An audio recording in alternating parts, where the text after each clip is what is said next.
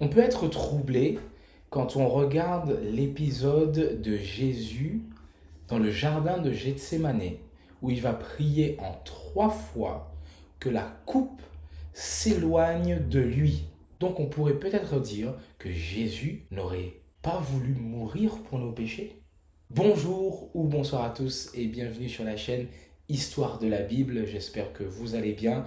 Moi, ça va super bien. Et nous allons voir aujourd'hui dans cette vidéo un sujet tellement important qui a suscité des débats, qui a suscité plein de vidéos, de commentaires. C'est l'épisode de Jésus dans le jardin de Gethsémané. Comment Jésus refuserait-il sa mission de sauver l'humanité?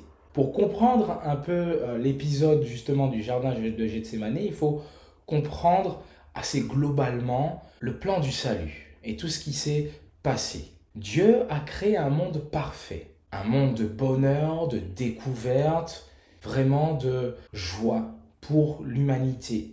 Mais justement, cette humanité, représentée par Adam et Ève, va faire un choix, le choix de désobéir à Dieu. Et ceci va introduire le péché dans le monde et par le péché, la mort qui va s'étendre à toute l'humanité. Mais dans son amour, Dieu a prévu un plan pour nous sauver, un plan pour nous récupérer, pour nous racheter et nous enlever des griffes du péché et de la mort. Ce plan, on peut le voir d'abord dans le texte de Genèse 3 au verset 15 où il est dit que par sa postérité, la femme, il y aurait quelqu'un qui viendrait pour écraser, éclater la tête du serpent qui est très connu dans la littérature biblique bien évidemment et qui est appelé dans le livre de l'Apocalypse le serpent ancien, le diable, Satan.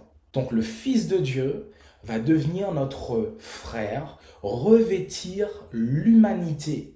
Il va vivre une vie juste et parfaite, innocent et porter nos péchés. C'est quelque chose que l'on voit annoncé par les prophètes. On peut le voir précisément dans le texte d'Ésaïe 53, mais aussi dans d'autres textes de prophètes, mais aussi dans les typologies des sacrifices qui sont offerts par le peuple d'Israël, mais aussi précisément dans les différentes fêtes qui sont organisées. On peut le voir dans le texte de Lévitique 23. Jésus, justement, quand il va venir, lui-même va dire et va annoncer ce qu'il va faire. Par exemple, on peut le voir dans le texte de Jean 3, au verset 14 à 17. Dans le désert, Moïse a placé le serpent de bronze en haut d'un poteau devant tous. De la même façon, le Fils de l'homme doit être placé en haut devant tous. Ainsi, tous ceux qui croient en lui auront la vie avec Dieu pour toujours. Oui, Dieu a tellement aimé le monde qu'il a donné son Fils unique. Ainsi, tous ceux qui croient en lui ne se perdront pas loin de Dieu, mais ils vivront avec lui pour toujours. En effet, Dieu n'a pas envoyé son Fils dans le monde pour condamner le monde, mais il l'a envoyé pour qu'il sauve le monde. On voit bien que Jésus parle de cela. Dans le texte de Marc 9, au verset 31 aussi. Le Fils de l'homme va être livré aux mains des hommes. Ils vont le faire mourir et 3 jours après, il se relèvera de la mort. Le texte de Matthieu 20 au verset 28. De la même façon, le Fils de l'homme n'est pas venu pour être servi, mais il est venu pour servir et donner sa vie pour libérer un grand nombre de gens. Et pour citer les 4 évangiles, le dernier, celui de Luc, verset 24 au verset 7. Le Fils de l'homme doit être livré au pouvoir des pécheurs. Ils vont le clouer sur une croix et le 3e jour, il se relèvera de la mort. Donc on voit ici, Jésus enseigne et il est clair sur ce qu'il est venu faire. Il est clair sur ce qui va se passer. Mais pourtant, quand arrive et quand approche l'heure de sa mort et de ce qui va se passer, arrivé dans ce jardin, Jésus semble douter et semble même faillir. Comment expliquer ça? Certains vont justement dire que, et ils vont parler qu'il y a une incohérence. Et ils vont parler même de falsification de la Bible et du message de Jésus. Mais regardons vraiment ce qui se passe. Que se passe-t-il dans ce jardin de Gethsémané? Et même juste avant, que se passe-t-il? Que se passe-t-il avant la fameuse prière de Jésus qui est répétée en 3 fois? Juste avant, il y a le repas de Pâques. Jésus va rappeler ce qui va se passer. On peut le voir par exemple en Matthieu 26 au verset 24. Le Fils de l'homme va mourir, comme les livres saints l'annoncent. Mais quel malheur pour celui qui livre le Fils de l'homme. Pour cet homme-là, ce serait une bonne chose de ne pas être né. Donc ici, on voit bien que même avant le jardin de Gethsémani, Jésus annonce encore sa mort, ce qui va se passer. Il dit bien que tout annonce cela. Mais on montre bien aussi, et je fais une petite parenthèse, que mais par qui le Fils de l'homme est livré, cela est un malheur. Parce que Dieu utilise ce fait-là pour nous tourner en bien. C'est comme l'histoire en fait de Joseph, qui était vendu par ses frères. Joseph va répondre à ses frères après toute cette péripétie. Vous avez voulu me faire du mal, Dieu l'a tourné en bien. Dieu arrive à tourner le mal en bien, en notre bénéfice. Voilà ce qui se passe avec justement la crucifixion de Jésus. Cela n'empêche que l'acte de Judas n'est pas un acte à glorifier, à louer. Merci Judas pour le fait que tu aies livré Jésus. Non, pas du tout. C'est la même chose avec l'histoire de la vente de Joseph qui a été préparée par Dieu pourtant.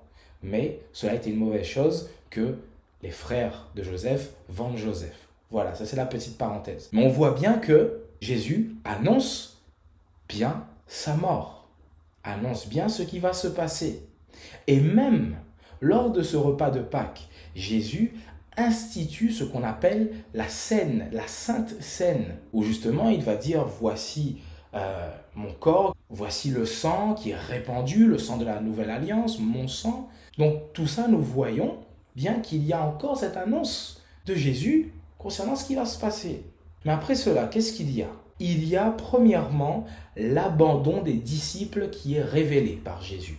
Il va révéler que les disciples vont l'abandonner. Pierre, on connaît très bien, celui-ci qui va se lever et dire « Mais non, moi je ne vais pas t'abandonner ». Jésus va révéler et va prophétiser que Pierre va le renier. Donc on voit qu'on est quand même dans un contexte qui est assez sombre. Les apôtres, les disciples vont renier, vont abandonner Jésus. Puis, après ce moment, Jésus va s'éloigner pour prier. Et on arrive justement dans cet épisode du jardin de Gethsémani. Il va s'éloigner pour prier. Et on voit cela en Matthieu 26 au verset 36 à 37. Jésus arrive avec ses disciples à un endroit appelé Gethsémani et il leur dit « Asseyez-vous ici pendant que je vais prier là-bas. » Il emmène avec lui Pierre et les deux fils de Zébédée, c'est-à-dire Jacques et Jean. Il commence à être triste et très effrayé. Donc on voit ici, première précision, que Jésus est triste et très effrayé. Sentiment vraiment terrible qui arrive.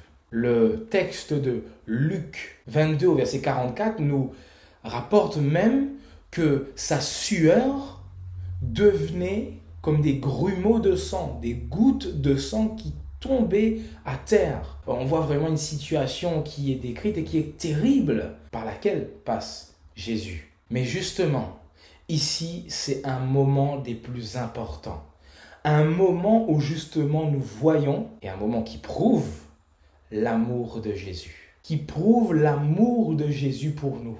Et aussi son obéissance au Père. Alors qu'il est dans les douleurs les plus vives, alors qu'il est dans les douleurs les plus intenses, les plus angoissantes, Jésus obéit. Jésus ne bronche pas. Et c'est un parallèle en fait à faire avec une autre situation dans un autre jardin, au début de l'humanité. Il y a eu quelque chose qui s'est passé dans un jardin, le jardin d'Éden, où ici il y a eu désobéissance de la part de l'homme. Dans le jardin de Gethsémani, il y a obéissance de la part de Jésus. Dans le jardin d'Éden, alors qu'il n'y avait pas d'angoisse, pas d'effraiement, pas de situation terrible et angoissante, l'homme a trébuché et a désobéi. Alors que Jésus est dans le jardin de Gethsémani où il y a situation terrible, effrayante, angoissante, Jésus ne bronche pas et il obéit et il va jusqu'au bout.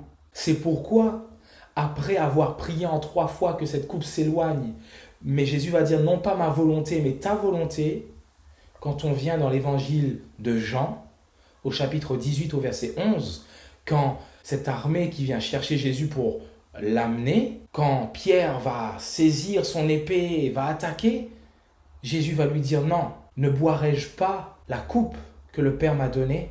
Nous voyons très bien que Jésus ici se soumet à la volonté de son Père. Il va jusqu'au bout dans l'obéissance par amour pour nous. Voilà pourquoi cet épisode est un épisode tellement important à comprendre pour voir comment Jésus est allé jusqu'au bout, là où l'homme ne serait pas allé jusqu'au bout. Ambroise de Milan, un des 4 pères de l'Église d'Occident du IVe siècle, commente quelque chose d'intéressant sur cela. Il dit que cette tristesse, cette agonie du Seigneur sont un sujet de difficulté pour un grand nombre de ceux qui inclinent à voir dans la tristesse du Sauveur une preuve de l'infirmité essentielle à sa nature, plutôt que la suite d'une faiblesse qu'il n'avait acceptée que pour un temps. Cette faiblesse, cette agonie, cette situation terrible, Jésus l'a acceptée. Jésus l'a acceptée pour toi, pour moi, pour toute l'humanité. C'était dur. Il a vu ici cet abandon.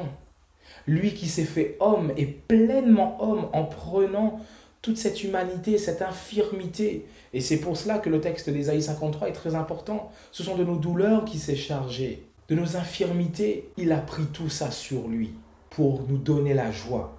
Et je terminerai avec le texte de Philippiens 2 au verset 5 à 11 qui est essentiel sur cette compréhension du jardin de Gethsémané. Ayez en vous les sentiments qui étaient en Jésus-Christ, lequel, existant en forme de Dieu, n'a point regardé comme une proie à arracher d'être égal avec Dieu. Donc ici, on est d'accord. Il est égal à Dieu, mais il s'est dépouillé lui-même en prenant une forme de serviteur, en devenant semblable aux hommes. Et après s'être trouvé dans la situation d'un homme, il s'est humilié lui-même, se rendant obéissant jusqu'à la mort, même jusqu'à la mort de la croix.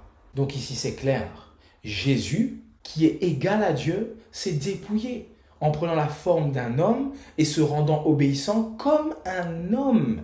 Et il a souffert comme un homme. Dans ce jardin de Gethsémané, il était là comme un homme.